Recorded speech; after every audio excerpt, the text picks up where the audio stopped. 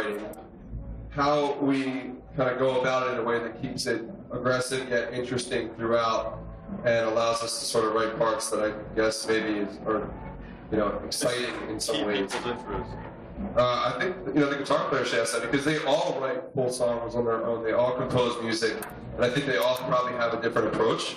I think as a band we try to work together, but it starts with these guys. So I don't know if you guys have any specific things. It's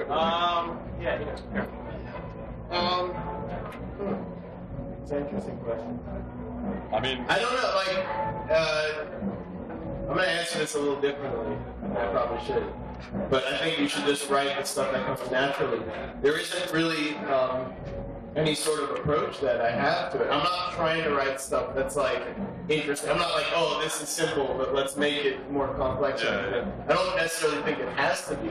Some of my most favorite music is like really simple music. I say this a lot. I say, I think it's actually pretty easy to write like technical stuff and whatever if you have sort of a technical understanding of the instrument, you have your chops and whatever. It's easy to come up with stuff like that. It's hard to write simple stuff that's meaningful and simple stuff that stands out, that's unique. Because it's simple, it's all been done before.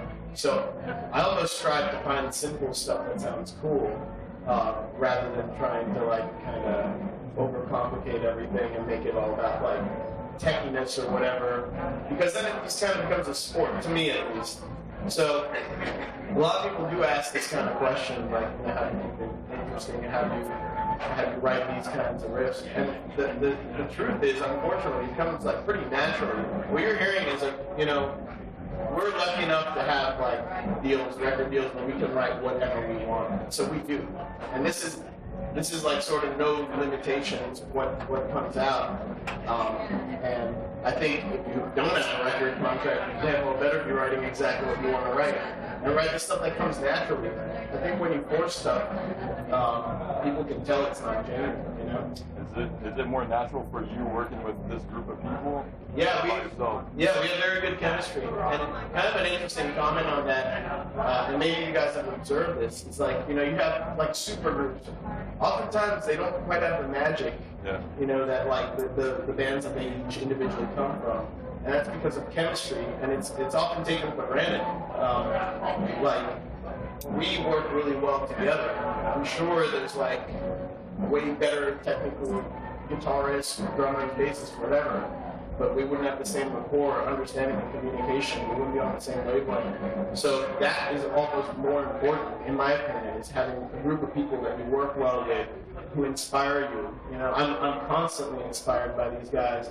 And maybe that's, on a very basic level, something that helps me keep things interesting, in the sense that, like, I hear the stuff they're putting out. Man, I really got to step my game up. We all listen to different stuff, too. Sorry. We all listen to different music and share with each other, too. So that, like, the things we listen to, the things we see, inspires also how we feel when we write. I mean, I think that's natural to be inspired by what you sort of know, and then you can take it creatively from there, Like you said, keep it simple based off the things you that inspire you musically already with other bands or other artists, and then build on what truly inspires you to make it your own, is the trick. I think one of the, that's like a really good philosophical approach to how you should put together songs or even a band, and focus on the members and the chemistry. One other thing that I really take into account when I approach a song is tempo and tuning. I think the parts that I write for the songs are strongly influenced by how fast the song is and what type of instrument I'm playing it on. If I have a song that's in dropping flat, like a lot of our 7-string stuff, it happens to be more dark sounding and more groovy, like groove focused. And with the 6-string stuff, it tends to be more notey and faster. It really depends on that kind of stuff. So that's kind of one of the things I think about first whenever I approach songwriting. Thanks for the question, man. Thank you. Yeah, right here with the mohawk. Is it more like click-based? You just sit with a click and kind of write riff after riff and then compile it together, and you have the full ideas for your songs?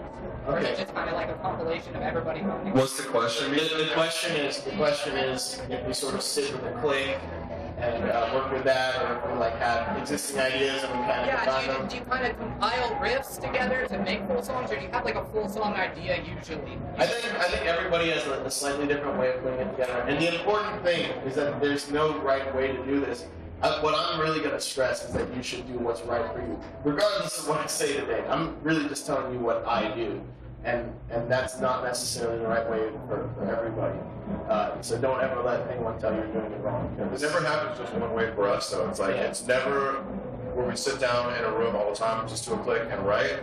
You know, we've done that, but that's never been like the catch-all way to write for us. Like, sometimes I'll have an idea, or like she'll have an idea that are around the same BPM. We're like, oh, that's only 5 BPM apart. Let's try and smash those together just to see if it works. Other times, it's like you said. It's like you get in a room, you have a click, and you just sit there and write, and you get a bug up your ass, and your ass is cool. But it's not it's not the only way to write.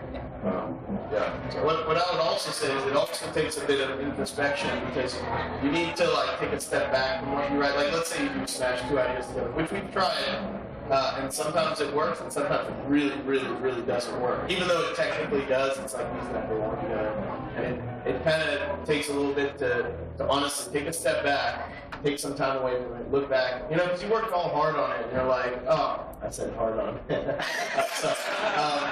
But you worked hard on it, and where was I? Think about hard on. Sorry, yeah, now this clinic over. No, but seriously, you're gonna want to like it because you put so much work into it. So sometimes it is very useful to just take like a week or 2 away, and then you could be so much more objective about it. Especially if you've written something else since then. That's kind of what it'll take. Where you're like, yeah, you know what, maybe that idea is not so crazy, and also taking advice from people who you trust. Like, I trust all these guys. I trust their opinions. I don't trust everybody's opinion, but it's important to me what these guys think. So if they come to me and they're like, it's not so hot, then I'm like, hey, maybe I'm just kind of in, the honeymoon period with this song that I just got done.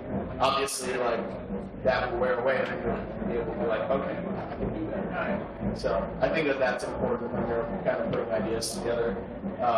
Again, there's no one way that we do it. All the ways that you've described have led to songs.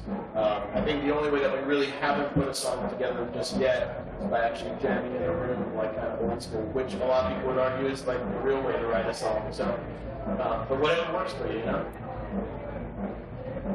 Take a question in the back. Yes. Yeah. How do you guys